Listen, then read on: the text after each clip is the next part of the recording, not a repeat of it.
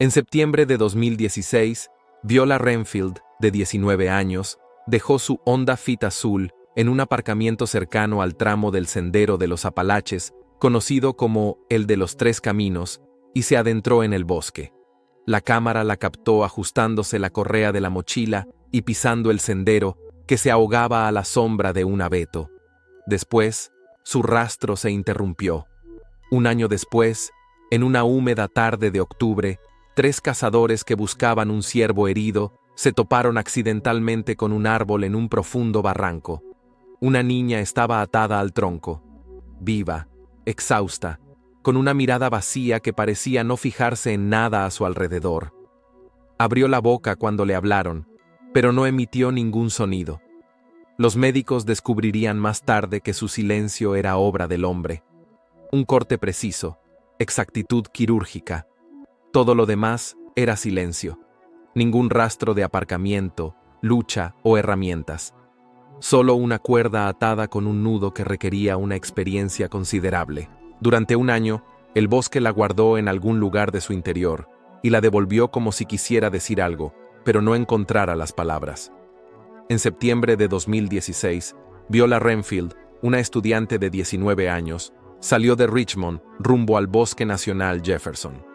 Según sus tutores, el viaje estaba planeado de antemano y pretendía ser una corta excursión de un día por un tramo del Sendero de los Apalaches, conocido localmente como el Camino de los Tres.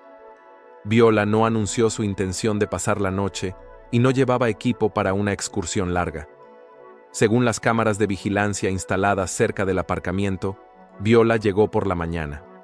Aparcó el coche, cogió una pequeña mochila gris y empezó a caminar hacia el sendero principal. Las imágenes muestran que iba sola. No se grabó a ninguna otra persona con ella. Cuando no se puso en contacto esa tarde, sus tutores no le dieron importancia debido a la inestable recepción de los teléfonos móviles en las zonas montañosas. Al día siguiente, la situación no cambió. Hasta el tercer día, cuando su teléfono permanecía apagado, la comisaría no recibió una denuncia oficial de su desaparición. Una patrulla de guardas forestales comprobó el aparcamiento. El coche de Viola estaba en el mismo lugar que en la grabación. No había signos de robo, daños o manipulación. Dentro del coche había documentos, una cartera, efectos personales y varias fotos antiguas de la familia. Los objetos del interior no habían sido manipulados. No se encontraron huellas que indicaran la intención de abandonar la zona por otra ruta. Ese mismo día se puso en marcha la operación de búsqueda, a la que se sumaron guardas forestales, voluntarios y adiestradores caninos. Los perros siguieron el rastro en el tramo principal del sendero, pero a 1,5 kilómetros del punto de partida, el rastro se perdió por completo cerca de un pequeño arroyo rocoso. Según los adiestradores de perros, el rastro se interrumpió bruscamente, sin debilitarse gradualmente. En los días siguientes, se entrevistó a todos los turistas registrados en la zona de las 3 salidas durante el periodo en que Viola podría haber desaparecido. Ninguno de los entrevistados dijo haberla visto a ella, ni ningún fenómeno atípico en la ruta. Uno de los estudiantes que ese día recorría el tramo inicial del sendero sugirió que había visto a una chica con una chaqueta de color claro, pero señaló que no podía identificarla. El guarda forestal Elias Gray coordinó la búsqueda en su zona. En los informes se le describía como un empleado con amplia experiencia en zonas remotas. Sugirió varias direcciones alternativas para la búsqueda, incluido eludir barrancos y comprobar antiguos caminos de incendios. Durante los primeros días, estuvo presente en todas las salidas sobre el terreno y trabajó junto a los equipos que peinaban el bosque. A lo largo de 2 semanas, se inspeccionaron varios kilómetros cuadrados de territorio, incluidos todos los senderos accesibles, ramales laterales, barrancos, campamentos de caza y antiguos refugios temporales. No se encontró ninguna prueba física que pudiera atribuirse a Viola. Al final de la segunda semana, tras evaluar los recursos gastados y la falta de resultados, se suspendió la fase activa de la búsqueda. El caso fue transferido a la categoría de desapariciones no resueltas, sin determinar la posible dirección del movimiento ni las razones de la desaparición. En octubre de 2017, 3 cazadores que practicaban senderismo en una zona remota del Bosque Nacional de Jefferson se toparon con una joven atada a un gran abeto con una cuerda. Según los testigos, la chica estaba consciente pero no reaccionaba y mostraba signos de agotamiento y deshidratación graves. Inmediatamente pasaron las coordenadas al servicio de emergencias. El equipo de rescate llegó unas horas más tarde. Tras liberar a la víctima y evaluar inicialmente su estado, se comprobó que era incapaz de emitir sonido alguno, aunque intentaba abrir la boca en respuesta a las preguntas de los paramédicos. La niña fue trasladada al hospital del condado, donde fue identificada como Viola Renfield, la niña que había desaparecido en septiembre del año anterior. Un examen médico reveló un nivel crítico de agotamiento, pérdida grave de peso, deshidratación severa y signos de exposición prolongada a condiciones adversas. Otra parte del informe fue un examen de pérdida de voz. Un examen laringológico reveló daños mecánicos en las cuerdas vocales. La incisión tenía bordes lisos y se hizo con un instrumento afilado. El informe señalaba que la lesión no podía haber sido accidental. Los expertos también determinaron que el estado físico de Viola no era coherente con una exposición prolongada a una posición fija. La ausencia de lesiones por compresión características, el estado de sus músculos y su temperatura corporal indicaban que había estado en el árbol no más de un día antes de ser encontrada. El principal periodo de agotamiento se había producido antes y en un lugar diferente. Paralelamente, el equipo de investigación inspeccionó el lugar. La zona no mostraba signos de una estancia prolongada. No había restos de comida, rastros de fuego, objetos extraños ni señales de lucha. El lugar parecía un punto de retención o vertido a corto plazo. En las primeras horas tras llegar al lugar, los rescatadores y los guardas registraron un rasgo del paisaje que se incluyó inmediatamente en el informe del servicio. El barranco donde encontraron a Viola era un hueco largo y estrecho entre 2 elevaciones que se elevaban bruscamente a ambos lados. Según los cazadores, durante la tormenta que había pasado por la zona unos días antes, los árboles de las cimas de las laderas cayeron por centenares. Pero la depresión donde se alzaba el abeto estaba casi indemne. Solo una fina capa de ramas y agujas de pino yacía en puntos desiguales, como si el viento acabara de deslizarse sobre el suelo. Esto coincidía con los datos del servicio meteorológico. Durante la tormenta, el viento sopló a lo largo de la línea de la cresta, no más abajo. Los rescatadores lo anotaron en el protocolo. La zona funcionaba como un escudo natural. Según la lógica del mapa, los árboles caídos deberían haber estado aquí, pero no lo estaban. El abeto al que estaba atada Viola se mantenía erguido, sin grietas recientes en la corteza ni signos de tensión, típicos de los árboles que han soportado fuertes vientos. Los propios cazadores confirmaron que el lugar del hallazgo estaba lejos de las rutas principales. Según su explicación, se encontraron en el barranco por accidente. La tormenta había derribado decenas de troncos en la ladera, bloqueando su camino habitual hacia el sendero de caza. Dieron un rodeo, intentando encontrar un paso entre los cortavientos, y así fue como acabaron en el barranco. Uno de los cazadores dijo en un interrogatorio oficial: «No habríamos ido allí si no estuviera el bosque. Nadie suele ir por este lugar». Los documentos oficiales señalaban que el barranco no estaba marcado con detalle en los mapas turísticos. Estaba cubierto de maleza, nivelado y apenas era perceptible. Podía pasarse por alto incluso estando cerca, si no se sabía que había un estrecho sendero entre las piedras que se adentraba en el bosque. Según los guardabosques, este sector no se ha utilizado para patrullas desde hace mucho tiempo, y la última inspección oficial fue a finales de los 90. Una inspección de los pasos hacia el barranco demostró que es difícil bajar hasta aquí. Por un lado, hay una pendiente pronunciada con tierra suelta, y por otro, escombros caóticos procedentes de la tormenta. No había senderos que pudieran utilizar los turistas ocasionales. El antiguo lecho del arroyo, seco y cubierto de una gruesa capa de musgo, parecía la única ruta realmente transitable. Según los expertos, Era la única ruta que podría haber utilizado una persona que conociera la zona mejor que el visitante medio. Los informes también afirman que el lugar parecía oculto involuntariamente. Los sonidos del sendero no se oían en las inmediaciones, y las piedras cubiertas de musgo amortiguaban los pasos. Los investigadores observaron que, incluso a poca distancia del abeto, no se oía ninguna voz. La inspección la llevaban a cabo trabajadores del servicio forestal, y sus voces solo eran audibles cuando estaban a la altura de los árboles.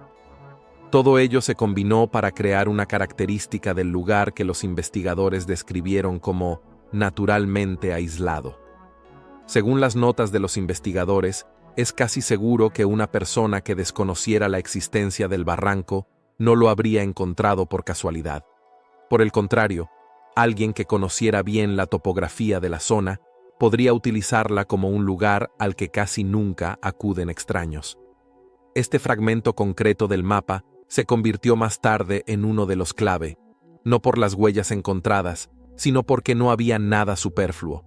Ningún objeto abandonado, ningún rastro doméstico, ninguna fracción de basura típica de pernoctaciones o acampadas largas. Solo un árbol, una única cuerda y el silencio, que no daba respuestas directas. La única prueba material era la cuerda utilizada para asegurar a Viola. Los expertos determinaron que el nudo utilizado pertenece a la categoría de nudos de fijación complejos, típicos de espeleólogos, topógrafos y empleados de servicios que trabajan en condiciones de montaña. El nudo se hizo correctamente desde el punto de vista técnico, sin errores típicos, lo que sugiere que el contratista tenía conocimientos especializados. Todos los materiales recogidos se entregaron al departamento del distrito. El caso fue reclasificado como investigación criminal de secuestro e intento de asesinato. La conclusión del servicio psiquiátrico, adjunta a los documentos médicos primarios, afirmaba que Viola se encontraba en un estado de reacción psicotraumática grave. Se registró una negativa total a comunicarse, incluso por escrito.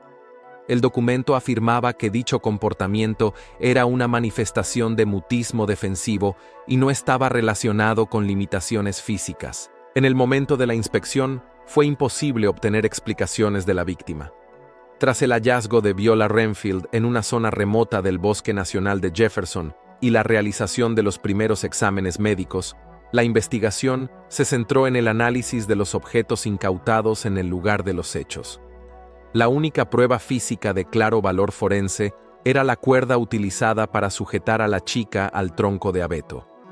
De acuerdo con el procedimiento habitual, se envió al laboratorio del distrito para su examen técnico. El examen minucioso de los nudos y del método de sujeción requirió la participación de especialistas con experiencia en material de escalada especializado.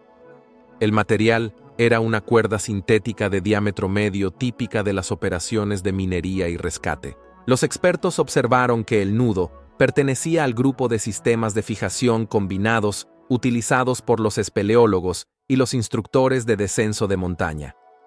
Se observó que dicho nudo se utiliza para crear una tensión controlada y garantizar una fijación estable en terrenos irregulares. Su diseño preveía no solo el atado inicial, sino también un ajuste adicional. Esto significaba que el contratista tenía conocimientos sobre el trabajo con cargas y una comprensión de cómo se comporta una cuerda bajo tensión.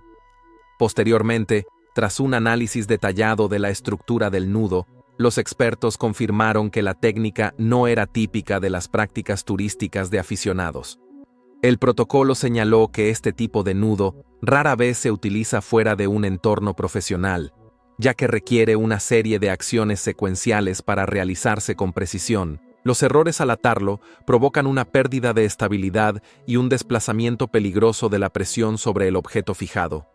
El nudo utilizado para asegurar a Viola no contenía estos errores. Estaba atado con pulcritud, con una tensión uniforme en todas las zonas de apoyo. El segundo aspecto del examen se refería al desgaste de la cuerda. Los expertos observaron que la superficie de las fibras mostraba signos de uso repetido, lo que es típico de los equipos utilizados sobre el terreno. Esto indicaba que la cuerda no se había comprado específicamente para el siniestro, sino que ya tenía un cierto historial de uso. También se observó que el desgaste era uniforme, sin las características estrías o desgarros que quedan tras los intentos de uso improvisado. Todo ello indicaba que la persona propietaria de la cuerda la había utilizado con regularidad y en condiciones técnicamente exigentes. Tras recibir los resultados del examen, el equipo de investigación formó una lista inicial de categorías de especialistas que podrían haber poseído habilidades suficientes para realizar un nudo de este tipo. Incluía espeleólogos, instructores de escalada, especialistas de equipos de rescate, topógrafos, algunos grupos de topógrafos y algunas categorías de guardas forestales que trabajan en zonas difíciles. Todos estos grupos tenían acceso a equipos similares a los utilizados en este caso, así como conocimientos de los componentes técnicos utilizados para asegurar a una persona o un equipo en superficies irregulares. En esta fase, se recurrió a un consultor técnico del Servicio Forestal para que ayudara en la investigación el guardabosques Elias Gray, que tenía muchos años de experiencia en zonas de terreno difícil y había recibido formación adicional en movimiento autónomo y rescate de emergencia. Fue recomendado por la investigación. El informe del personal señalaba que Gray había participado en cursos de formación sobre técnicas de descenso y fijación durante varios años, pero no había formado parte de un equipo de rescate. Se le recomendó como asesor precisamente por su familiaridad con el terreno local y el uso de equipos sobre el terreno. Elias Gray se incorporó al grupo de trabajo como empleado que aportaba comentarios técnicos. Según los miembros de la comisión investigadora, durante las reuniones se comportó con moderación, respondió con claridad a las preguntas planteadas y proporcionó mapas y diagramas de las zonas en las que podría ser necesario el uso de nudos complejos en su práctica. Las actas de las reuniones indican que Gray no expresó sus propias suposiciones sobre la identidad del presunto autor y se abstuvo de hacer comentarios sobre asuntos ajenos a sus conocimientos. Especialmente significativa fue la explicación de Gray sobre los llamados corredores técnicos, pasadizos poco visibles en el bosque que no están marcados en los mapas turísticos, pero que conocen los empleados del servicio forestal y los expertos del sector. Describió varias zonas en las que solo es posible moverse con ayuda de una cuerda o con habilidades especiales. Una de estas zonas estaba a pocos kilómetros de donde se encontró a Viola. Según su explicación, tiene laderas rocosas empinadas y suelo inestable, lo que hace imposible moverse sin una formación especial. Esto sugería que la persona que había llevado a la niña al lugar podría haber utilizado esos corredores internos. Otra parte de la investigación consistió en averiguar si la cuerda podría haber pertenecido a un miembro del servicio forestal. Como parte de la auditoría interna, se revisó el equipamiento de los empleados que habían trabajado en la región durante 2 años. Se comprobó el material y el desgaste de todas las cuerdas que figuraban en el balance. Los resultados de la auditoría no revelaron coincidencias. Los expertos confirmaron que la cuerda utilizada no formaba parte del equipamiento estándar del servicio ni había sido adquirida con cargo a programas gubernamentales. Además, la investigación se puso en contacto con clubes de senderismo locales y centros comerciales de venta de material de escalada. Se comprobaron las listas de compradores de cuerdas sintéticas similares durante los 3 años anteriores. Debido a la falta de identificación durante dichas compras, no se pudo identificar a personas concretas. Algunas tiendas informaron de que las cuerdas en cuestión podrían haber sido adquiridas por instructores o personas que participaban en entrenamientos en grupos cerrados, pero no existen datos claros al respecto. Tras analizar las características técnicas del nudo, los expertos concluyeron que la persona que lo ató tenía experiencia en la aplicación de técnicas de escalada en condiciones prácticas. Dicha experiencia podría haberse adquirido trabajando en organizaciones profesionales o mediante la práctica independiente a largo plazo. El documento final señalaba que el nudo no era improvisado, sino que correspondía a un algoritmo de acciones establecido, que suele formarse mediante la repetición regular. Tras recibir los informes técnicos, la investigación se centró en comprobar las personas que tenían acceso a equipos especializados y se encontraban en la región de forma permanente o estacional. Otro bloque de análisis se centró en establecer posibles vínculos entre estas personas y grupos de excursionistas ilegales o instructores privados que pudieran utilizar senderos y pasos poco conocidos para entrenarse. Se recopiló información sobre estos grupos mediante entrevistas con el personal del parque, el personal de los campings y los guías locales, pero no se identificó ningún caso confirmado de grupos de entrenamiento de terceros. Tras completar la fase inicial de la investigación sobre cuerdas y nudos, la investigación concluyó que la persona implicada en el atrapamiento de Viola Renfield tenía formación profesional o semiprofesional en trabajos de montaña y estaba familiarizada con el difícil terreno. A pesar de ello, las pruebas disponibles no permitieron identificar un perfil específico ni reducir el abanico de posibles sospechosos. El caso pasó a la fase de verificación en profundidad de los posibles especialistas técnicos de la región y de esclarecimiento de su actividad en el periodo anterior al hallazgo de la niña. Tras procesar el material técnico y establecer el perfil profesional del posible autor, la investigación comenzó a comprobar todas las personas que habían trabajado o vivido en las inmediaciones del Bosque Nacional de Jefferson en los últimos años, y tenían conocimientos relevantes en el trabajo con sistemas de cuerdas. Una de las primeras personas de la lista fue el exagente de seguridad del parque Luke Henderson. Según los archivos internos, Henderson fue despedido un año antes de la desaparición de Viola Renfield, tras varias citaciones por comportamiento agresivo y conflictos con la dirección. Los archivos del servicio señalaban que dominaba las técnicas de escalada y que a menudo patrullaba en solitario por terrenos difíciles. Tras su despido, se instaló en una zona boscosa apartada de las principales líneas de ruta, en una pequeña casa alejada de sus vecinos inmediatos. Según los residentes locales, Henderson rara vez iba a la ciudad y evitaba el contacto con extraños. Basándose en esta información, el equipo de investigación decidió registrar su domicilio. Durante el registro, que se llevó a cabo en virtud de una orden del Tribunal de Distrito, se encontraron en el cobertizo de servicios públicos varias bobinas de cuerda sintética y varios nudos atados en longitudes de entrenamiento. Visualmente, algunos de los nudos se parecían a los utilizados en la práctica de la espeleología. Los investigadores también encontraron viejos equipos para descender y ascender, algunos de los cuales mostraban signos de uso activo. Henderson reaccionó bruscamente a las preguntas de los investigadores durante la inspección, evitando dar explicaciones detalladas y no proporcionando información clara sobre su paradero en los días que podrían ser relevantes para el caso de Viola. El informe del servicio afirma que se mostró poco colaborador y a la defensiva. Esto contribuyó a la formación de sospechas preliminares. No obstante, la investigación debía obtener resultados objetivos.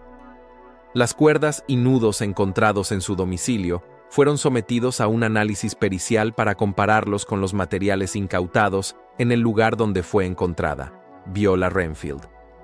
El examen incluyó la estructura de las fibras, el tipo de tejido, el grado de desgaste y las micropartículas de la superficie. Una vez finalizado el trabajo de laboratorio, se llegó a una conclusión que demostraba de forma inequívoca que los materiales de Henderson no coincidían con la cuerda utilizada en el caso Renfield. Las fibras tenían una composición diferente y el tejido no coincidía con el patrón profesional encontrado en la escena del crimen. En el curso de nuevas comprobaciones, Henderson fue entrevistado de nuevo. Siguió negando cualquier implicación. Solo pudo explicar parcialmente su paradero durante el período en cuestión. Durante la comprobación de documentos, la investigación determinó que el día más próximo al momento en cuestión había acudido a un taller de reparación de automóviles de una ciudad vecina para que repararan el sistema de combustible de su coche. El personal del taller confirmó su presencia, que quedó registrada en el registro interno. El recibo fue incautado como prueba material. El informe señalaba que este hecho no proporcionaba una coartada completa, pero reducía significativamente la probabilidad de su implicación. Tras recibir los resultados del laboratorio, la investigación perdió la base principal para considerar a Henderson como el presunto autor. Sus habilidades técnicas y rasgos de comportamiento lo hacían interesante para la investigación, pero no había coincidencias con las pruebas físicas disponibles. Del mismo modo, no se encontraron pruebas que lo relacionaran con la ruta o el lugar donde se encontró a Viola. El equipo de investigación llegó a la conclusión de que la sospecha contra Henderson era el resultado de un perfil que coincidía con la descripción técnica preliminar del delincuente, pero que las pruebas reales no proporcionaban motivos para proseguir la investigación. El material relacionado con él se adjuntó al expediente del caso en una carpeta aparte como comprobado y retirado. Tras ello, el área de trabajo se cerró por no tener perspectivas. La investigación volvió a una lista más amplia de personas que podrían haber tenido acceso a las competencias y el territorio necesarios. Al mismo tiempo, el caso Henderson fue la primera pista falsa importante que demostró la necesidad de escudriñar cada detalle técnico y evitar fiarse demasiado de las características de comportamiento de los sospechosos. Tras el fracaso de la línea de investigación inicial con Luke Henderson, la investigación volvió al análisis del estado de Viola Renfield. Todos los intentos de comunicación resultaron infructuosos. Daños mecánicos en sus cuerdas vocales y un bloqueo psicológico registrado hicieron imposible obtener de ella declaraciones orales o escritas. Los informes del servicio psiquiátrico señalaban que el rechazo comunicativo era una reacción defensiva que se manifestaba en forma de mutismo completo, incluida la ausencia de respuestas escritas. Por recomendación de los psicólogos, en el trabajo con ella se utilizó el método de observación de las reacciones a estímulos visuales. Para ello, se le entregó un cuaderno y un juego de lápices blandos. Durante los primeros días, solo sostenía los objetos en las manos, pero no intentaba dibujar nada. Hasta la tercera semana, los especialistas no observaron la primera reproducción motora intencionada del símbolo, una línea ondulada corta repetida varias veces seguidas. La niña no podía explicar este gesto.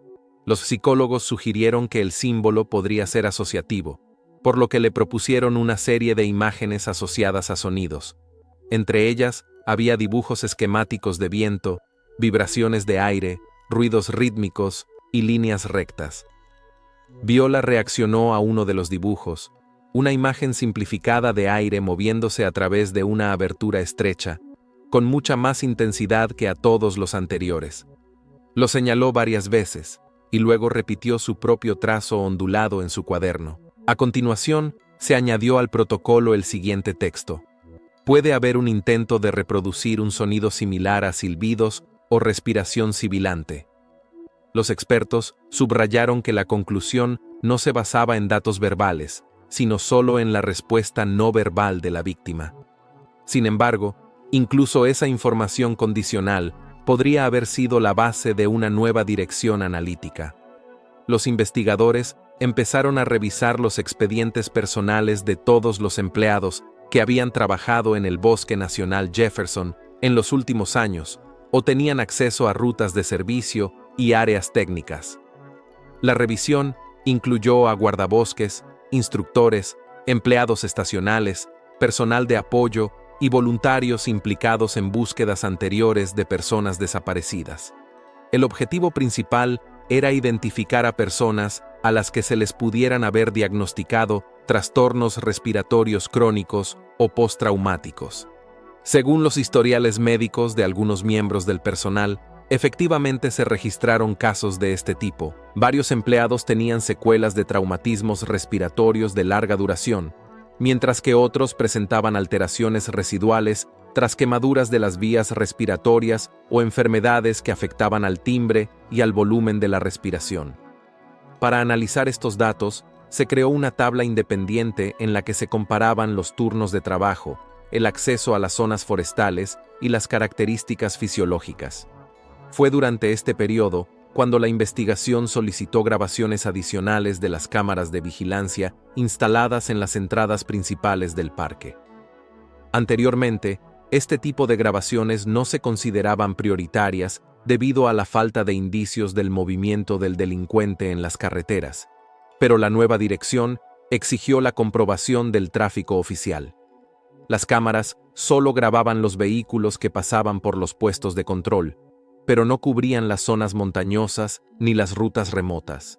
Los investigadores siguieron los movimientos de todos los vehículos oficiales en la semana anterior al hallazgo de Viola. Los datos permitieron establecer el círculo de personas que se encontraban en la zona próxima a las ramas del bosque que podrían conducir al lugar donde fue encontrada. Posteriormente, la investigación inició una vigilancia discreta de estas personas. Se subrayó que, en esta fase, ninguna de ellas fue informada de la investigación para evitar reacciones adversas y cambios de comportamiento. Las observaciones se llevaron a cabo en el entorno habitual de trabajo y de vida, con el registro de parámetros físicos, incluidos los patrones respiratorios. Según los empleados que llevaron a cabo las observaciones, varias personas presentaban anomalías, como sibilancias breves después de hacer ejercicio o dificultades perceptibles para respirar con aire frío. Sin embargo, ninguno de los casos registrados correspondía al síntoma indicado por la reacción de Viola.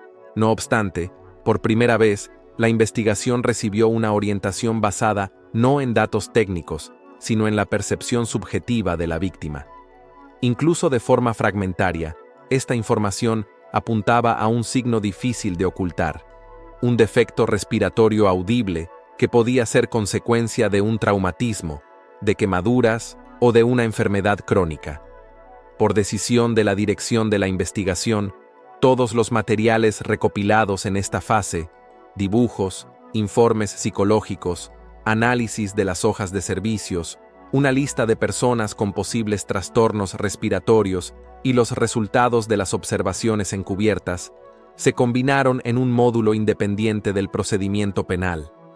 En el informe interno se le dio el título provisional de Caracterización sonora de un posible autor. Tras recopilar una lista de personas cuyos patrones de respiración podían coincidir con las características descritas por Viola, la investigación se centró en aquellos empleados que habían tenido acceso constante a las áreas técnicas del parque en los últimos años y trabajaban en zonas cercanas a lugares que se consideraban rutas potenciales de desplazamiento del autor.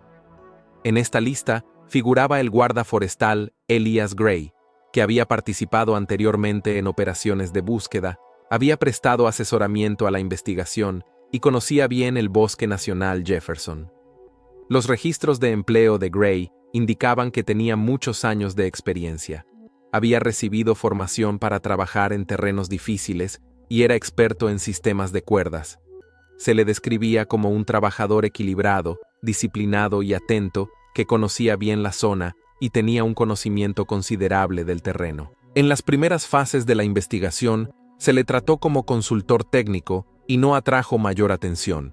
Sin embargo, tras reducir la lista de posibles autores, los investigadores se dieron cuenta de que Gray formaba parte de un pequeño grupo de empleados que podían desplazarse sin ser vistos entre las zonas de trabajo y las zonas de difícil acceso del bosque.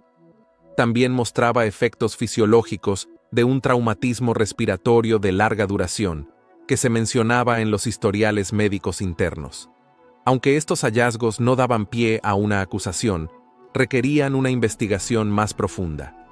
El informe de análisis interno señalaba que la investigación no disponía de pruebas suficientes para interrogar formalmente a Gray como sospechoso. En este sentido, se decidió utilizar una táctica indirecta: crear condiciones que permitieran evaluar su comportamiento en presencia de información que pudiera influir en el presunto autor. Tácticas similares se utilizan en investigaciones en las que se carece de pruebas físicas y las reacciones de comportamiento son las pistas clave. Se preparó un mensaje que tenía forma de información reservada para un número limitado de empleados, en el que se afirmaba que el estado de Viola Renfield había mejorado significativamente gracias al método experimental de restauración de las funciones vocales supuestamente aplicado. El informe afirmaba que había empezado a responder a preguntas y que podría ser capaz de identificar a una persona con la que había estado en contacto poco antes de su desaparición. La información estaba formulada de tal manera que parecía incompleta y tenía un contenido potencialmente perturbador para el autor.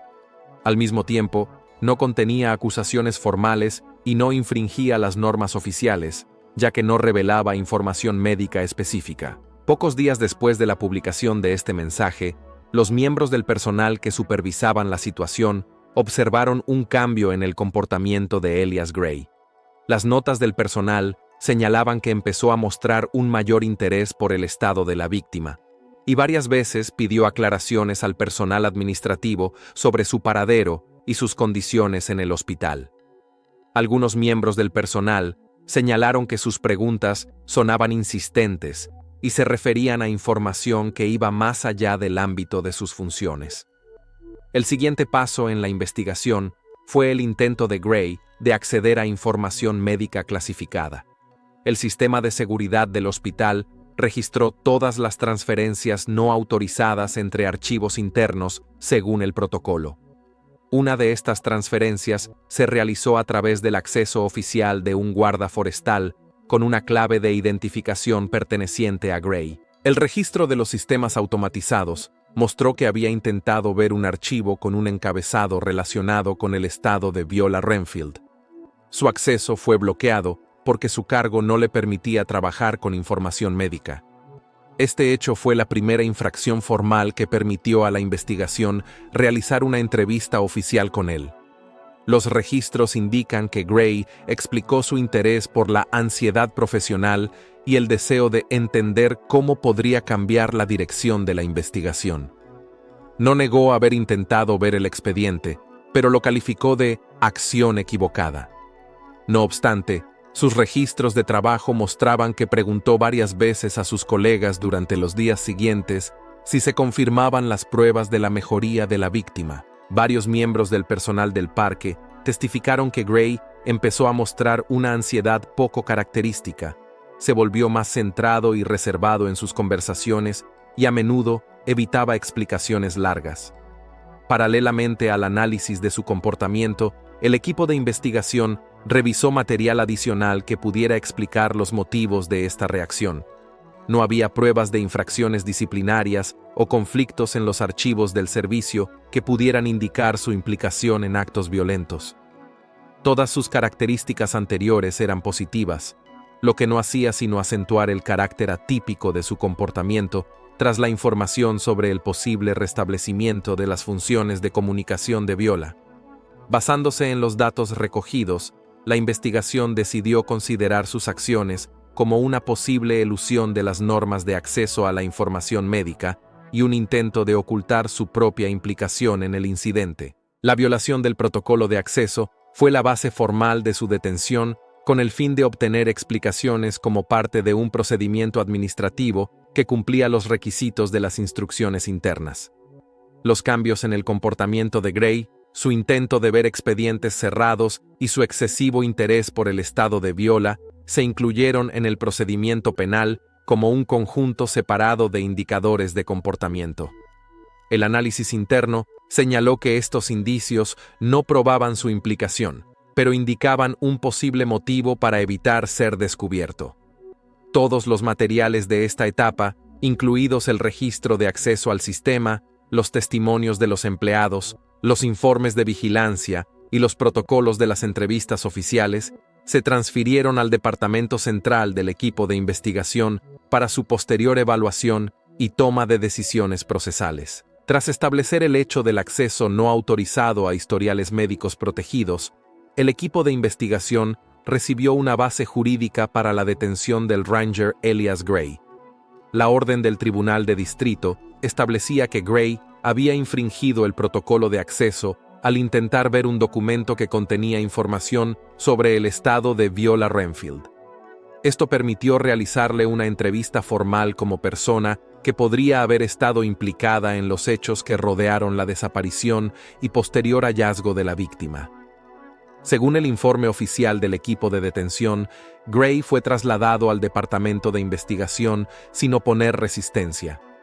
Su comportamiento fue descrito como controlado externamente, pero en varios puntos se observaron signos de aumento de la tensión muscular y un patrón respiratorio inestable. Se observó un silbido ronco característico cuando inhalaba y exhalaba, pero en el momento de su detención, esto no tenía importancia jurídica. ya que los investigadores no lo declararon sospechoso y actuaron únicamente en el marco del procedimiento disciplinario. Tras ser conducido a la sala de investigación, Gray fue sometido a un procedimiento de papeleo estándar y se le dejó en una sala de espera. Esta etapa fue supervisada por miembros del departamento. El informe correspondiente indicaba que Gray se encontraba en un estado caracterizado por frecuentes respiraciones cortas y un cambio en el ritmo respiratorio a cada señal sonora procedente del pasillo de servicio. Este comportamiento se incluyó en el protocolo interno como signo de estrés psicoemocional. Antes de iniciar el interrogatorio oficial, los investigadores utilizaron una técnica táctica destinada a provocar una reacción que no pudiera ocultarse en situaciones de estrés. La esencia de la táctica consistía en presentar información directamente relacionada con el lugar del hallazgo de Viola Renfield, a saber, los efectos de una tormenta que había atravesado el bosque poco antes de que los cazadores la encontraran. Esta información se presentó en forma de aclaración oficial de las posibles circunstancias accidentales que contribuyeron al hallazgo de la niña. El protocolo oficial afirma que, tras la mención de la tormenta, se observó un cambio brusco en el comportamiento de Gray. Se inclinó hacia adelante, exhaló bruscamente acompañado de un fuerte silbido y no respondió a más preguntas durante varios segundos. Según la descripción del investigador, la reacción fue inmediata, incontrolable y emocionalmente intensa, lo que sugería una relación directa entre esta información y sus propias acciones durante el periodo en cuestión. El posterior registro de los hechos muestra que Gray empezó a esbozar la secuencia de sus propias acciones relacionadas con la desaparición de Viola. En el documento se utiliza la expresión autoinforme sin presiones, que es coherente con el procedimiento que se sigue cuando un detenido procede a describir los hechos por sí mismo. Dijo que unos días después de que Viola Renfield desapareciera de la zona de las 3 salidas, la encontró en otra parte del sistema de senderos. No especificó el lugar exacto del contacto inicial, pero declaró que la chica estaba en un estado confuso y no respondía a estímulos externos. Según él, decidió que podía corregir la injusticia que asociaba a las actividades de la empresa en la que trabajaba el padre de Viola. El documento oficial afirma que Gray relacionó repetidamente el incendio en el que murió su padre con la negligencia de la dirección de la fábrica. Los datos de archivo confirman que el incendio fue consecuencia de infracciones en materia de seguridad contra incendios, pero el expediente no revela un vínculo directo entre la familia de Viola y las circunstancias de la tragedia. No obstante, Gray llevaba mucho tiempo formándose su propia interpretación del incidente, lo que también consta en el dictamen del psicólogo adjunto al caso. Según su descripción, tras ponerse en contacto con Viola, la llevó a un cuartel forestal abandonado, situado a varios kilómetros de los senderos principales. La instalación no figuraba en la lista de edificios en servicio activo y, según la información de archivo, había sido desmantelada hacía más de 2 décadas. Gray señaló que el lugar se eligió por su aislamiento, la falta de acceso y el hecho de que la mayoría de los nuevos empleados desconocían su existencia. El informe del interrogatorio indica que Gray mantuvo a Viola en una habitación sin medios de comunicación y controló sus movimientos sin explicarle la finalidad de sus acciones. Afirmó que no la había herido físicamente, salvo por un procedimiento que describió como necesario para garantizar el silencio. Los investigadores interpretaron estas palabras como una referencia a daños mecánicos en sus cuerdas vocales, pero Gray no proporcionó más detalles técnicos.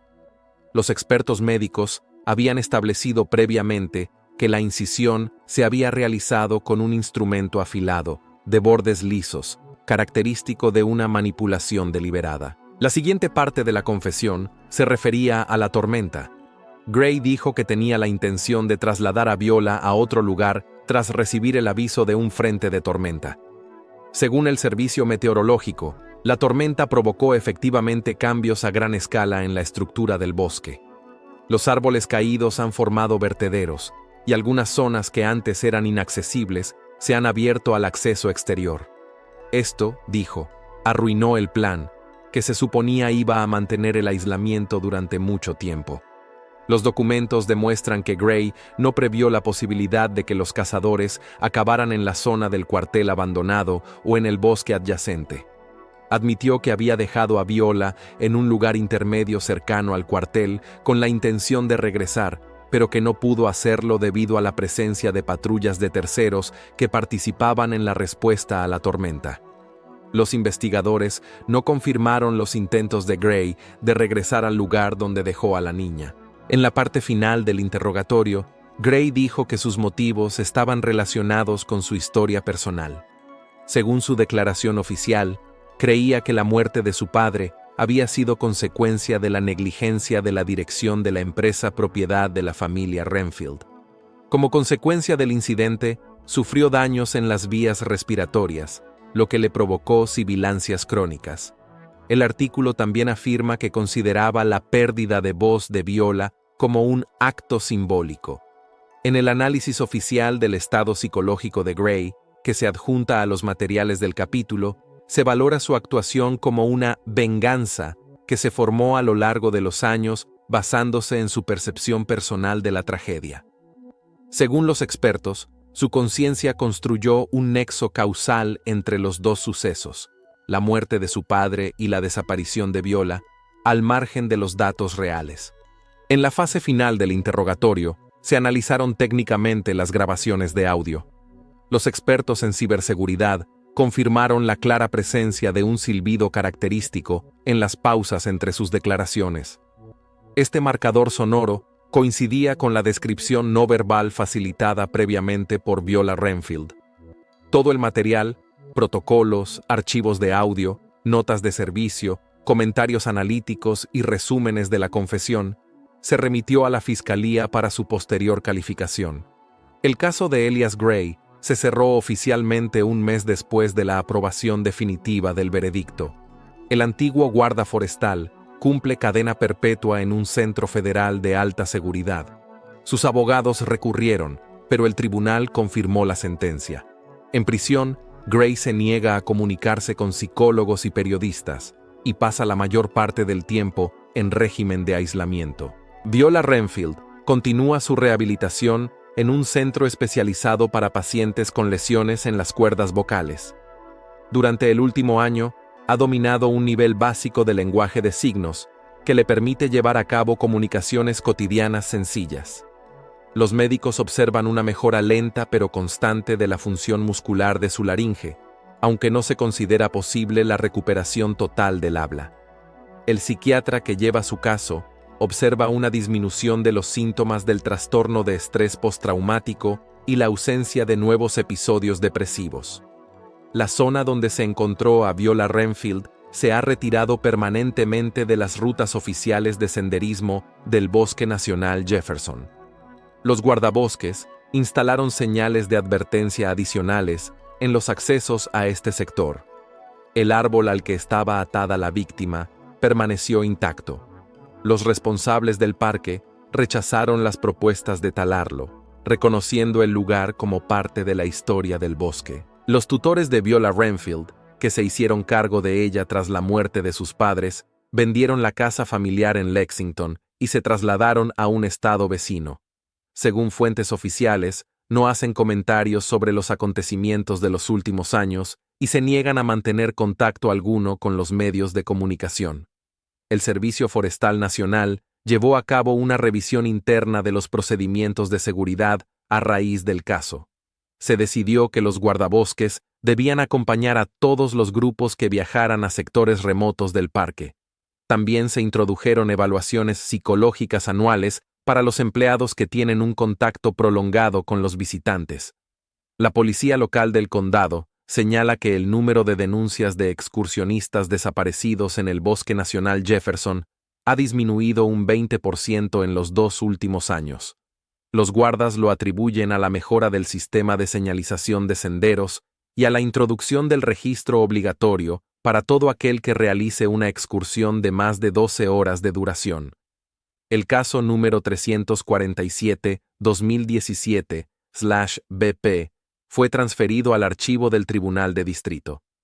Todos los materiales de la investigación, incluido el testimonio de Elias Gray y los informes médicos sobre el estado de Viola Renfield, solo están disponibles para su revisión previa solicitud oficial.